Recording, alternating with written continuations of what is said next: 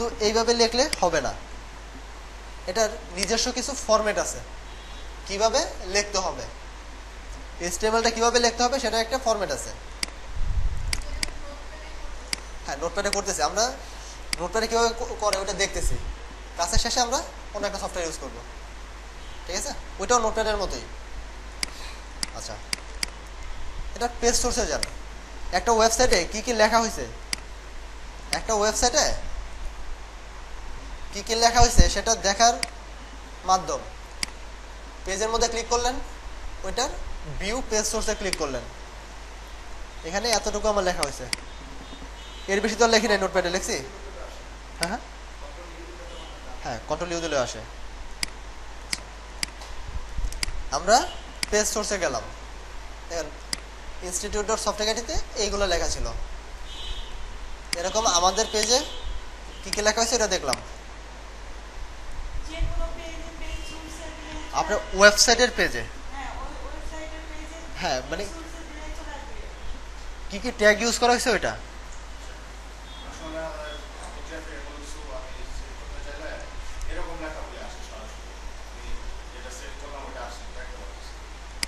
মানে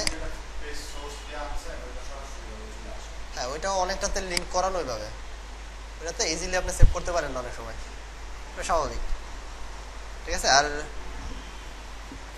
আপনি পত্রিকা থেকে কোনো ইমেজ বা লেখা, ইমেজ কপি করতে চাচ্ছেন না লেখা?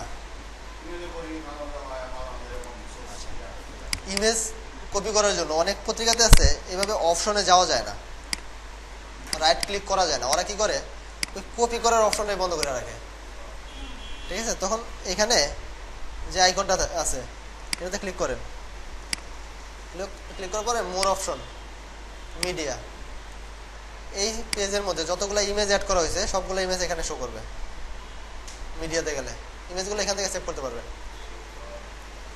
ঠিক আছে?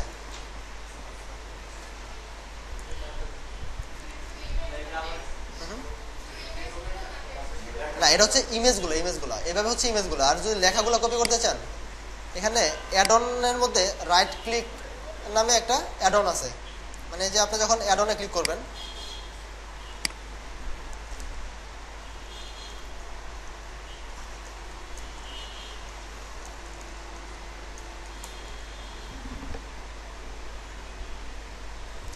রাইট টু ক্লিক, অনেক সাইটে যেগুলোতে নাকি রাইট ক্লিক করা যায় না ওইগুলোতে এটা ইনস্টল করলে ম্যাক্সিমামটাতে কাজ করে এটা, এই অ্যাডনের মাধ্যমে আপনি ওইটাতেও রাইট ক্লিক করতে পারবেন, ঠিক আছে? রাইট ক্লিক করলে আপনি ওই মার্কিংয়ের সিস্টেমটাও পাবেন, কারণ আপনি মার্ক করলেন, ঠিক আছে?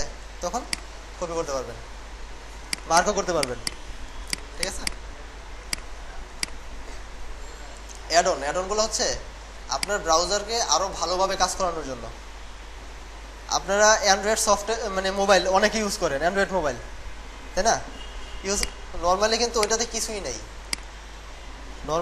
নেই, কি করে ফেসবুকের জন্য একটা সফটওয়্যার দেয় ভিতরে, কিন্তু অ্যান্ড্রয়েডে ফেসবুকের জন্য একটা সফটওয়্যার দেয়, ওই সফটওয়্যারের মাধ্যমে আপনি ফেসবুক চালান, একটা ক্রোম বা মজিলা ফায়ারফক্স এই টাইপের কোনো একটা ব্রাউজার দেয়, ব্রাউজারের মাধ্যমে আপনি ব্রাউজ করেন, এগুলো কি আলাদা আলাদা সফটওয়্যার না?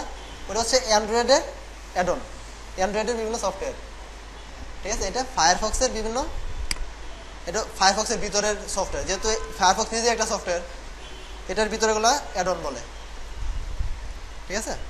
আবার এক এক জায়গায় এক এক নাম। যখন ওয়ার্ডপ্রেসে কাজ করবেন ওইটার ভিতরে এরকম কিছু আছে যেটা ইউজ করলে আপনি আরো এক্সট্রা কাজ করতে পারবেন, ওইগুলোর বলে প্লাগইনস, এই টাইপের। আর কিবোর্ডের কিছু শর্টকাট আছে, যেমন আপনি লিখলেন ফেসবুক লেখা এতটুকু লেখার পরে যদি আপনি কন্ট্রোল ইন্টার ক্লিক করেন তাহলে .com অটো চলে আসে, ঠিক আছে? আবার এতটুকুই লিখলেন, লেখার পরে শিফট ইন্টার .net চলে আসবে, শিফট ইন্টার এটা দিলেন, দেওয়ার পরে কন্ট্রোল শিফট ইন্টার .org, এগুলো লাগবে আপনাদের, ঠিক আছে? যখন পরবর্তীতে কাজ করবেন, ক্লায়েন্ট একটা সাইট দিল বা নাম বললো, এই নামটা লেখা ইজিলি, যেন .comটা আর আলাদা লিখতে না হয়।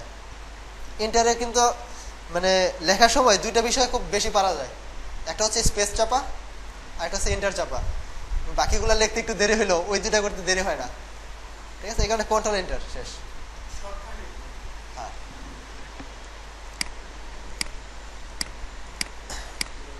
আচ্ছা, আমাদের শর্টকাটও কিছু দেখলাম। এটাতে যেহেতু লেখা মানে যেহেতু আমাদের লেখাটা একটু টাফ হবে, শুধু জেনে রাখবো আমরা কিভাবে লিখতে হয়, ঠিক আছে? কোনো কারণে আপনি আপনার ফ্রেন্ডের বাসায় গেলেন, ওর এখানে কোনো আলাদা কোনো সফটওয়্যার নাই লেখা এডিট করার জন্য, নেট কানেকশন নাই, আপনার যে সফটওয়্যারটা ডাউনলোড দিয়ে ইউজ করবেন ওইটার জন্য, ঠিক আছে? তখন আপনি প্র্যাকটিস করবেন কীভাবে করবেন। এই কারণে নোটপ্যাডটা দেখানো হয়েছে, কারণ ওইখানে আর কিছু না থাকলেও নোটপ্যাডটা অবশ্যই আছে। ক্লিয়ার? হ্যাঁ, আপনি প্র্যাকটিস করতে পারবেন। এখন আমরা দেখি কি দিয়ে কাজ করব, বা এই টাইপের কী কী এডিটর আছে, আরও কী কী এডিটর দিয়ে করা যায়। এডিটর আছে অনেক, তবে খুব পপুলার আছে নোটপ্যাড প্লাস প্লাস, আছে সাবলাইম টেক্সট,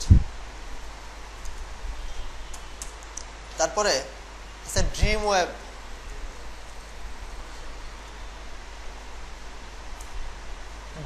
আছে, তারপরে আরও আছে। আচ্ছা, আমরা অত বেশি জানার দরকার নেই, আমরা যখন এখানে লেখা সার্চ দেবো আর কি,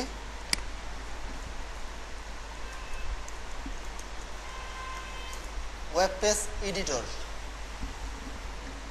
এখানে নোটপ্যাড প্লাস প্লাস, তারপর আরও অনেক এডিটরের নাম আসবে, ঠিক আছে? আমাদের অত এডিটর জানার দরকার নেই, ঠিক আছে?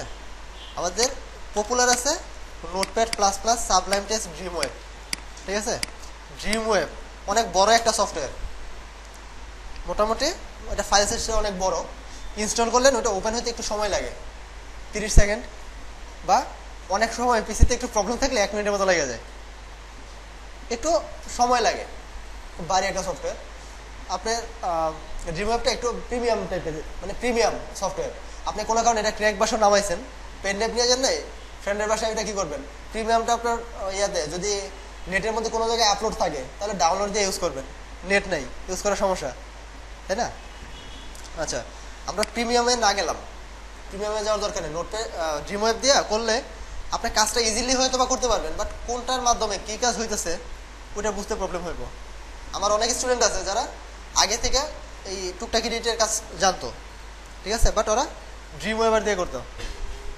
যখন একটা কাজ করে আসছে, আমি কোশ্চেন করলাম এই কাজটা কেন হয়েছে বলো, জানে না, ইজিলি করছে। এই কারণে আমরা সবগুলো কোডিংগুলো শিখবো আগে কীভাবে করে ওইটা আমার জানার জন্য। সাবলাইম টেক্সট এবং নোটপ্যাড এটাতে নিজে লেখা করতে হয় সব। সাবলাইম টেক্সট এটাও প্রিমিয়াম, ঠিক আছে? এটা প্রফেশনাল যারা খুব বড় বড় ডেভেলপার আছে, যারা প্রিমিয়ামে তাদের কোনো প্রবলেম নাই, তারা এটা ইউজ করে। তবে ম্যাক্সিমাম ইউজ করে নোটপ্যাড প্লাস প্লাস, ওইটা ফ্রি এবং একবারে হালকা একটা সফটওয়্যার, যেটার সাইজ খুব বেশি না। আমরা কীভাবে আপনি নোটপ্যাড প্লাস প্লাসটা ডাউনলোড দিয়ে ইউজ করবেন ওইটা একটু দেখি। আর নোটপ্যাড প্লাস প্লাসের মধ্যে অ্যাডভান্স কিছু সুবিধা আছে, যেমন নর্মালি এখানে যাই লেখি, ঠিক আছে, এটা টোটালটা লেখা করতে হবে নোটপ্যাডের মধ্যে। যখন নোটপ্যাড প্লাস প্লাস আমরা করবো আর কি, একটা সময় যাবে যখন আপনাদের ধরেন এটা নোটপ্যাড প্লাস প্লাস ওপেন হলো, নোটপ্যাড প্লাস প্লাসের লোকটা হলো এরকম, আপনি একাধিক ফাইল এখানে একসাথে ওপেন করতে পারতেছেন, ঠিক আছে? তারপরে এখানে ইজিলি ধরেন আপনারা লিখবেন HTML5 লেখা, যখন ওইটার শর্টকাটটা দিবেন তখন এইভাবে ওই HTML এর যে স্ট্রাকচার ওইটা চলে আসবে। নর্মালি আপনি H1 ট্যাগ দেখাইছি না, H1 লিখলেন, ওটা শর্টকাট দিলে শুরু এবং শেষ চলে আসবো, ইজি। এই শর্টকাটটা দেখাবো হচ্ছে আরও 2টা ক্লাস যাওয়ার পরে কীভাবে শর্টকাটটা করবেন, বাট এর আগে আপনাদের নিজেদের লেখা করতে হবে যেন মনে থাকে, ঠিক আছে? শুরু এবং শেষ যেন মনে থাকে। আমরা ওইখানে যে লেখাগুলো লিখছিলাম বা একটু আগে যে ফাইলটা করছিলাম কি class1.html করছে না, এটারে নোটপ্যাড ওপেন করি। আর এর আগে দেখে নেই কীভাবে নোটপ্যাড প্লাস প্লাসটা আমরা ডাউনলোড দেবো।